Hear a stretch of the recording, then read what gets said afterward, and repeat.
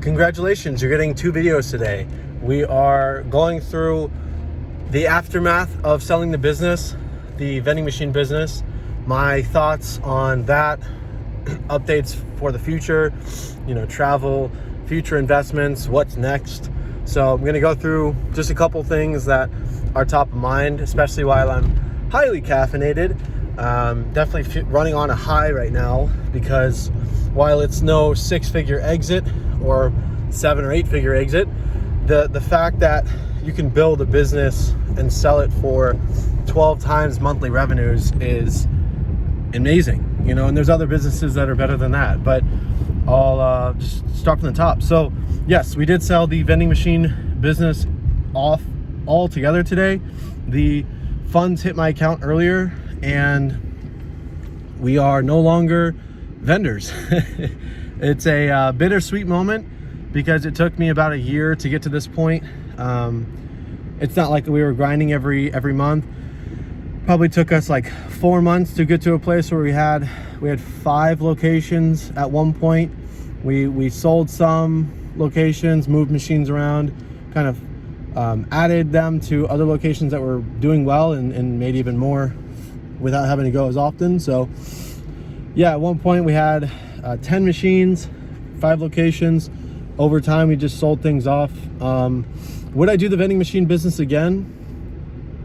Yeah, I think so. I think the biggest thing that for us though is just it was definitely not allowing us to live remotely or live abroad and really align with our long-term goals.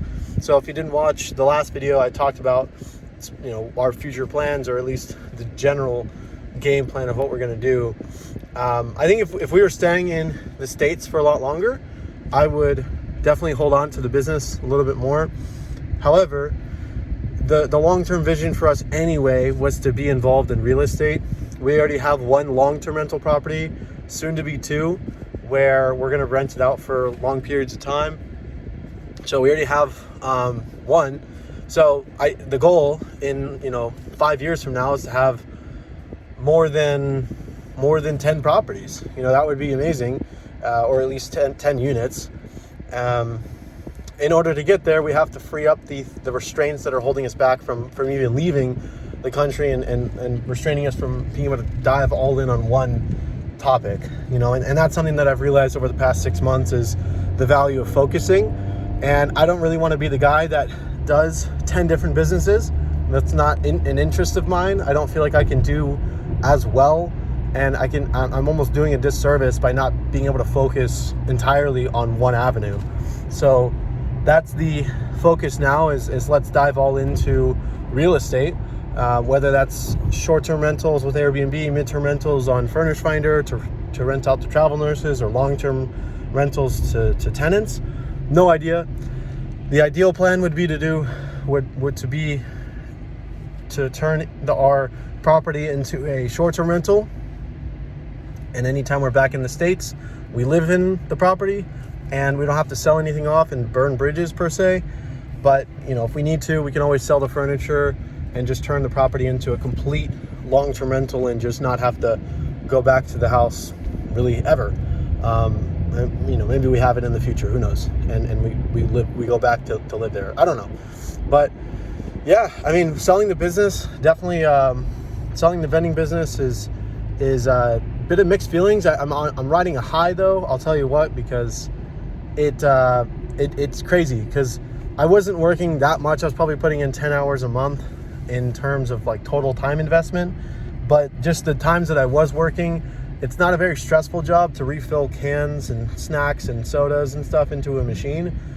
However, when you're lifting like hundreds of pounds of product up and down, and deadlifting shit off the ground, and it weighs a fuck ton, and then doing that twice a month, or multiple times a month rather, it gets annoying. So yeah, I'm happy that I'm able to save my back before I really get into some trouble, down the road, and I'm in a place where I've really screwed up my body. It was good fitness. It was a good way to put in podcasts and listen to music and stuff. But I'm definitely grateful that we're able to focus on stuff that just makes a ton of sense for us, and it's something that we fully control.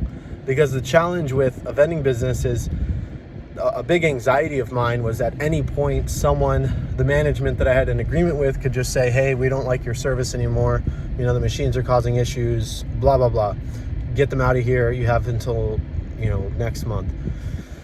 That never happened, but it's just a constant fear of mine. So rather than have to wait on that moment, if and when it ever does happen, I'd rather just fucking get out on a high while we are making pretty decent money with the locations that we have, and then pass it over to someone that is more ready to take on the business, and I think if I did it again, I would go for more modern machines, maybe newer equipment, ones that definitely don't have any issues at all, really.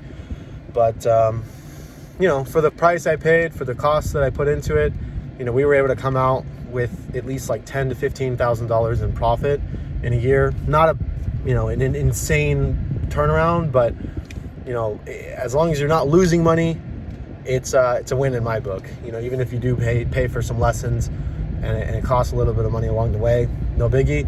I've definitely paid my fair share of dues, and it's really awesome to see a business that I dove into actually paid off pretty well for the investment. So yeah, it's very thankful for the lessons that I've learned, but I'm very pumped because we already have experience with Airbnb, we already have experience with real estate investing, so it's really just a matter of really diving all into that. Because looking at the numbers of our house that we got a year ago, it has gone up in value $50,000. So we haven't realized that equity because we're not touching it, but the fact that properties can appreciate 3% on in a year, if the house is $400,000 and it goes up 3%, it's easy to say, but you just gain $12,000 on your investment, which isn't true, but it's like, if you want to do what's called mental masturbation to make yourself feel good by looking at the numbers like that, you can. But the funny thing is, our city in Cincinnati, the average appreciation over the past like 5 or 10 years, I think 5 years, is like 15% appreciation year over year. And that's pretty fucking true, because our house was $400K last year. It's $450 right now. And that's pretty wild to think about. And I'm no mathematician. That's actually, it's a little bit, I think it's like 12%. So 12% appreciation, pretty fucking wild. Like all the property we have in Houston is like 3% or something right now. So anyway, that's just a very long-winded way of me saying that real estate has an extremely valuable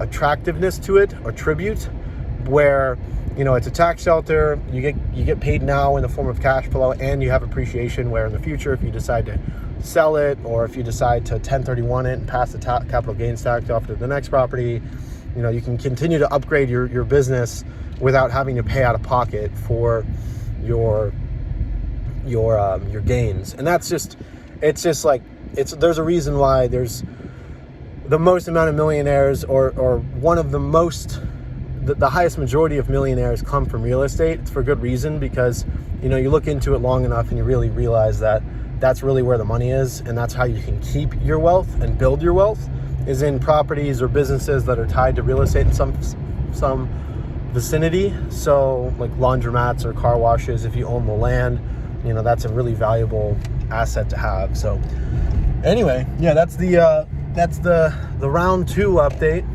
Very, very, very, very, very excited about the future. The travel updates that are coming are very awesome. Like I'm extremely excited. We just got approved for the Capital One Venture X card, which is, to my understanding, one of the hardest cards to get if you're all about credit card rewards points, because they're very picky about allowing people to get their cards. So having that one now is a massive plus.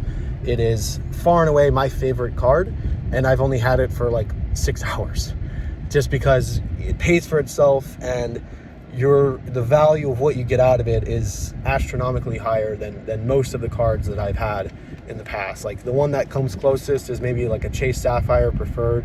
I don't have the reserve, but it's, you know, for the price, I can't justify it. So the Venture X card, man, it's going to do some damage for us. And then we use the Built card for mortgage payments to get some points there and transfer those over to the international flights that we take. And, you know, it's just a good time, man. But I made this channel to document our process to financial freedom. So this is a huge step in the right direction to me, because we now have a fully funded emergency fund. And at this point moving forward, you know, assuming no other crazy emergencies every now and then, maybe, you know, here and there we got to pay out of pocket for some unexpected expenses. But assuming we just keep this train going, every dollar outside of our base living expenses goes directly towards investments. So this is a very pivotal moment in our life where we have no consumer debt outside of the mortgages.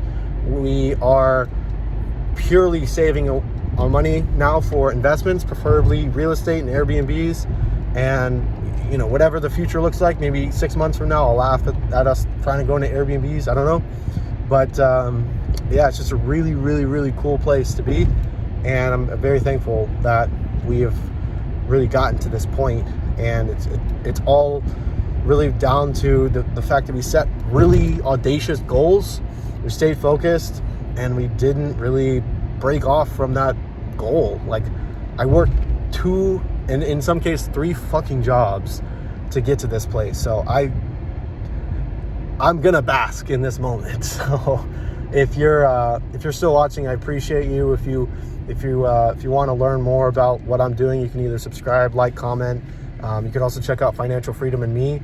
I post about our documentation on there as well. That's I try to expand on some topics that I might not cover within the videos, but there's hundreds of posts now that you can reference.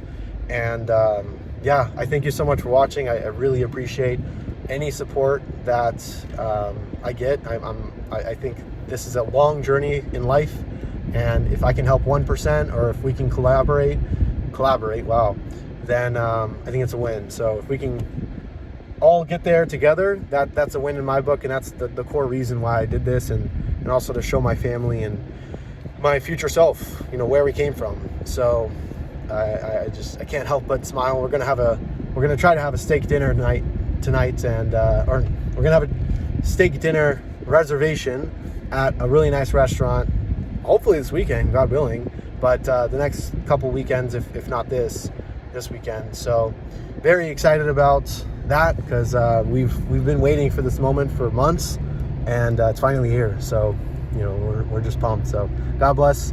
And yeah, I think that the easiest way to send this off now is, if you want to win the game, you got to change the rules, and if you can't change the rules, you got to ignore them. So God bless. Stay tuned.